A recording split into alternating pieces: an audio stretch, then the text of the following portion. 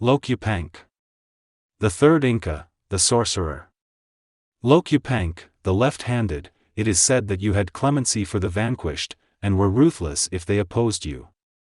Counter soul, we exist to dominate and impose our beliefs on others.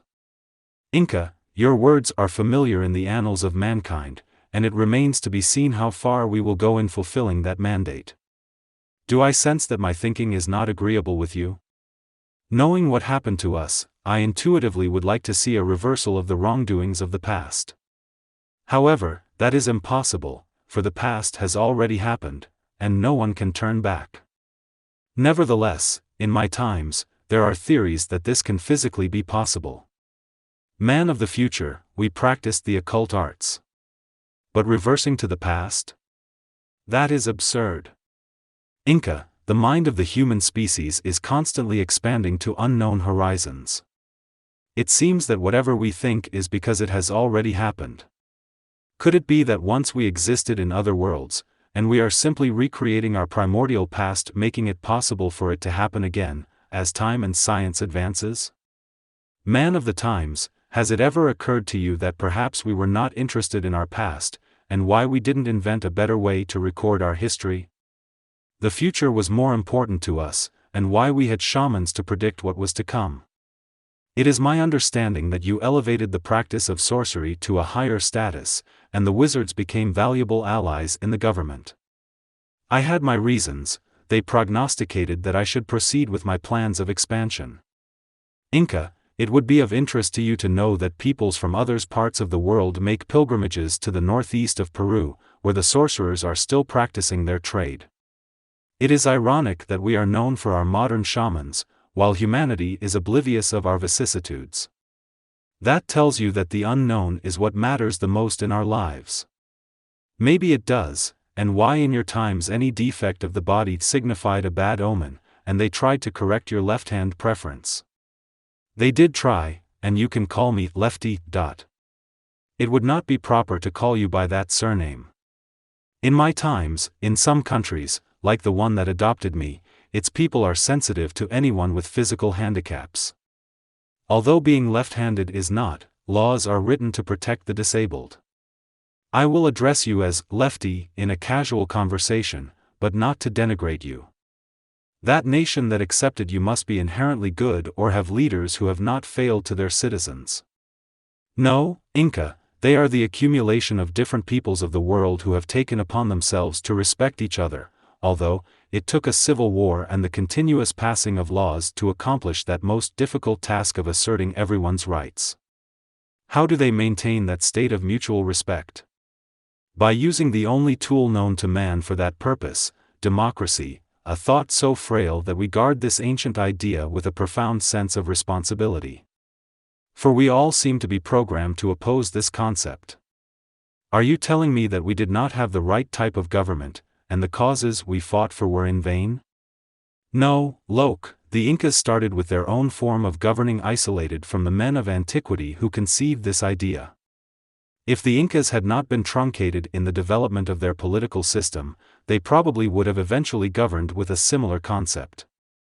For democracy is a state of the mind that comes with the wisdom of the ages, and if suddenly elevated to its perfect state it could create anarchism. Presumably, we would do as we pleased, and cause chaos in our world. By the same token, democracy sometimes can be used to hide the ills of the majority or the minority if there are no checks and balances by either one, and one must remain constantly aware of leaders or nations who are democratic in name, but they are far from being 1 inch. We can continue with this discussion while we inspect the surroundings of the Valley of Cuzco, and you will see why we need to entice all communities to our way of life. Why are you so intent in bringing them together? Because, we need to consolidate the valley if we are ever going to become an empire. These lands are so vast, and in faraway places people live in a state of barbarism. After a few months, the Inca left for the southern region, a nation of powerful lords who eventually submitted to the will of the Incas. Counter soul, I hope you understand that a prudent Inca lord will always try to avoid confrontations.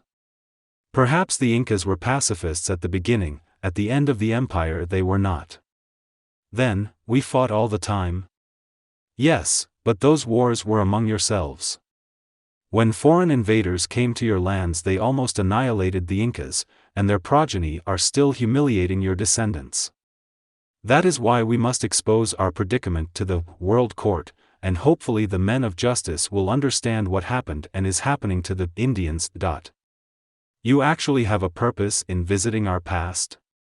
I thought you only came to reveal our faults.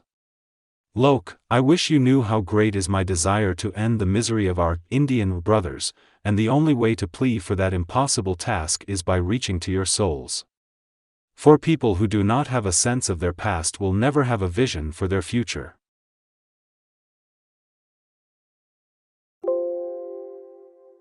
After some years, Lloque returned to Cuzco. His brother, Manco Capaca, seemed to be worried, because the Inca was reaching old age, and he still had no legitimate heir. Although, he had multiple children with his concubines. Manco Capaca, if that were to happen, wouldn't that make you the next in line for the throne? You are the firstborn of Sinchi Roca. I am not a son of his sister. Therefore, I have no right to the throne. Lloque Yupanque has no full sisters to continue with his lineage. He has none. We have to find a suitable partner, preferably the daughter of a powerful lord. Pasha Chola knows of one who has a beautiful daughter.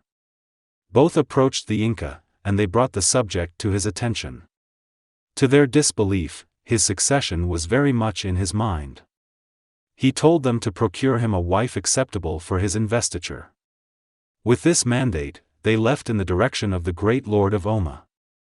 The emissaries explained to him the purpose of their visit. He responded aloud, "Nothing will please me more than to have her marry the son of the sun." As word of the celebration spread, nobles from distant places came to pay their respects to the Inca and partake in the great bacchanal, the best way for the young empire to attract willing and unwilling allies. The wedding took place, and the Inca proceeded with his plans of expansion. Manco Capaca, I understand that there are more powerful kingdoms by the shores of Lake Titicaca. We should go again to the south. Inca Lord, that is the land of the Hatan Kalas and the Chiquitos, the most obstinate warriors of that region.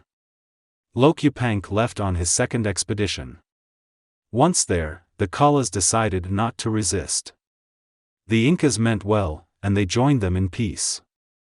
Lloque Yupanque gave them lavish presents, which surprised the Kalas with their generosity. The festivities over, the new vassals were told to get rid of their idols that the Incas considered gruesome and keep the effigy of a white llama, because their livelihoods depended on these animals. The Kalas also believed that their ancestors came from the Great Lake. In reverence they did not eat fish, and this was not altered. The Inca ordered that a temple to the sun be constructed, and he returned to Cuzco. Some time after, he continued with another expedition to Chiquito, as he had planned. Traveling the wastelands, Lloque seemed pensive. "Kunter Soul, tell me what was happening in the Old World during my expeditions?" Many historical events were taking place at the time that you Incas were forming an empire, 1250.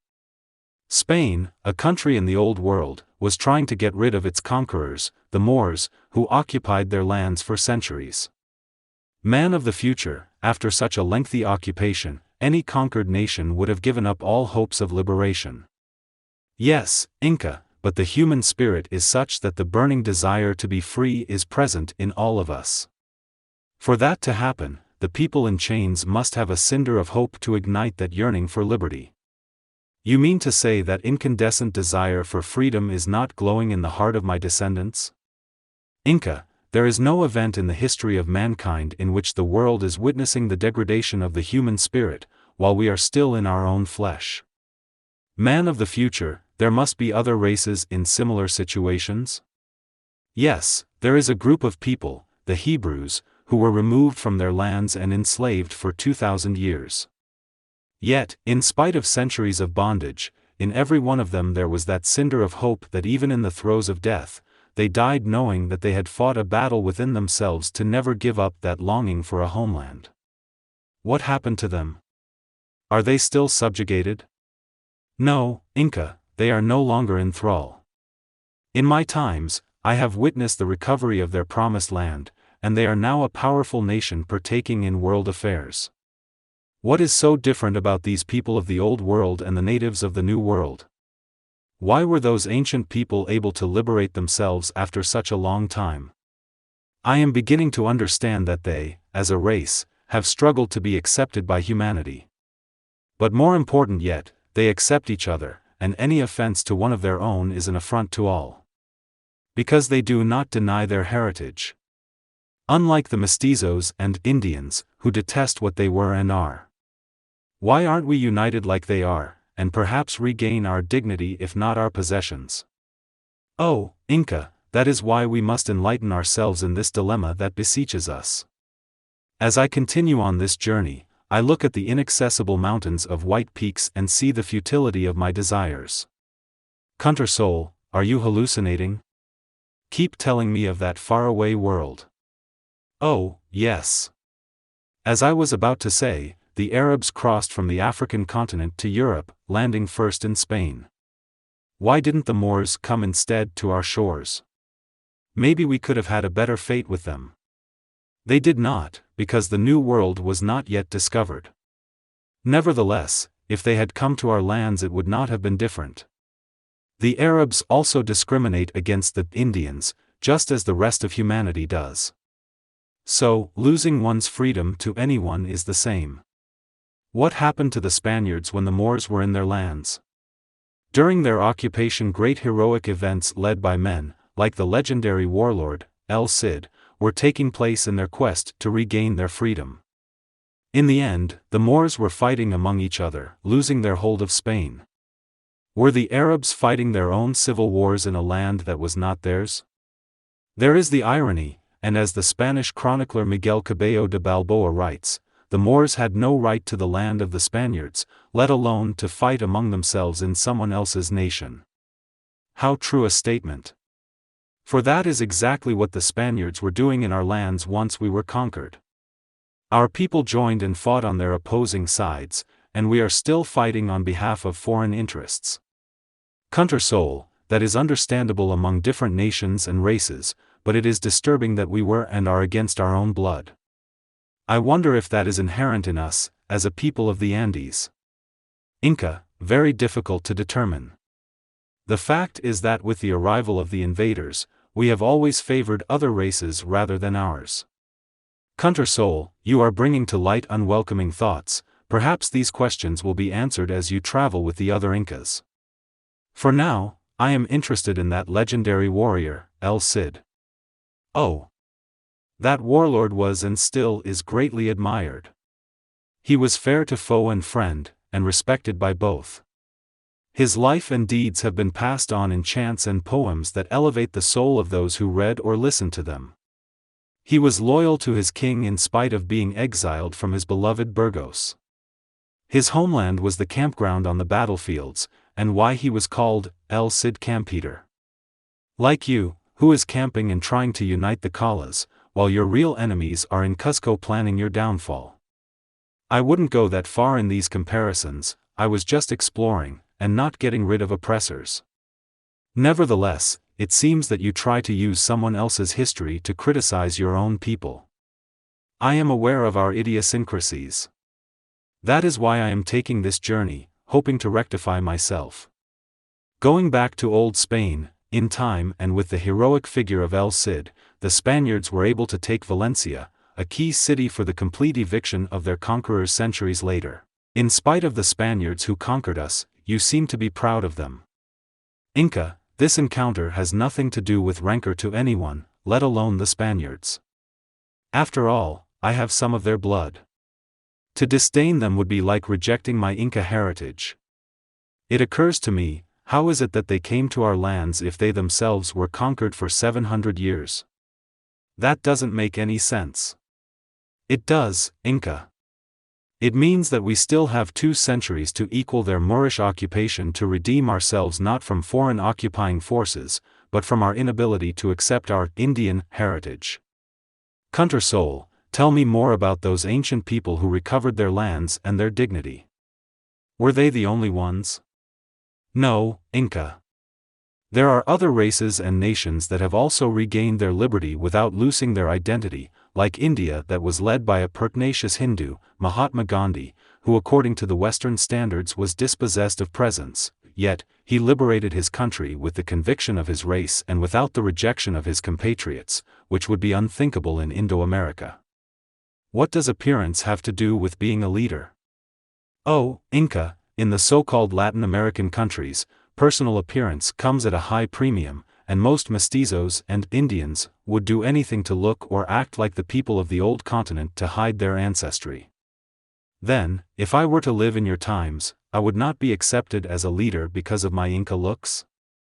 Yes, and you would be ostracized by your own descendants. Are there other nations and races that have also overcome their ugly past? Yes, the African people who were also enslaved and millions of them brought to the New World. However, they are presently regaining their dignity, and getting back their lands. I fear that this will never happen with the natives in the American continent. Your pessimism is incredible. Don't you think that someday, we may also do the same? Inca, discrimination among ourselves is so widespread that in countries like Mexico, the Chiapa Indians are suffering injustices perpetrated by the same people who are no different than they are, except that many of them think of themselves as Spaniards, because they are mestizos. As of recent, their armed forces have killed many of their own Aztec brothers, while the entire world ignores these events. Am I a pessimist? Can you imagine that this is happening in my times? Kunter Sol, I consider Chiquito to be the end of my expeditions. We have traveled to your times, and nobody speaks of our great accomplishments. How is it possible that our people favor the conquistadors' descendants who denigrate them? Can you explain me of this terrible misfortune? That is called destiny, and is in our power to change it. To do that, we need to reach to the hearts of our people who unfortunately have been hardened by the sameness of the ages. Then, tell me if humanity is doing something to solve our dilemma. Yes, there are institutions who say that what is happening to the Indians is only temporary, and the humbler they are the more likely are to inherit a kingdom not seen by anyone, but believed by all. Meanwhile, the Indians are born to live in the shadows of their unwelcome history without any hope of improving their lot on this earth. Man of the future, how long is our humiliation going to last? Who knows? Perhaps until our Inca ancestry is no longer seen in our faces, but ingrained in our chromosomes. The Inca arrived at the gates of Cuzco, where his legitimate heir and next in line was born.